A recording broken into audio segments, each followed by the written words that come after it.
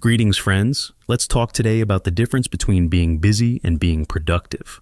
When I was in university at the beginning of the year, I promised myself that I would write a perfect term paper.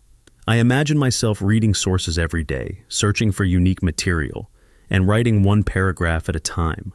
But for some reason, I always started working on it only in the last week. If you recognize yourself in this, don't be surprised. This behavior is normal for everyone. The first person to talk about this in a book was Parkinson. His law states, work expands to fill the time available for its completion. For example, right now, I need to finish a video for my channel. According to Parkinson's law, no matter how much time I have, I won't finish it before the deadline.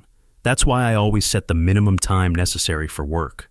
Let's say you need to write a 2-page text. It should take no more than 2 hours, but you set aside an entire day for it. Your brain sees this amount of time, adjusts to it, and makes the task harder to fill all the available time. How does it do this? Well, for example, it slows down your work pace. Suddenly you start thinking very slowly. Every new sentence is difficult and your thoughts become tangled. Or your brain starts coming up with endless excuses. You sit down to work, write one sentence, and then suddenly remember that you need to make an urgent phone call.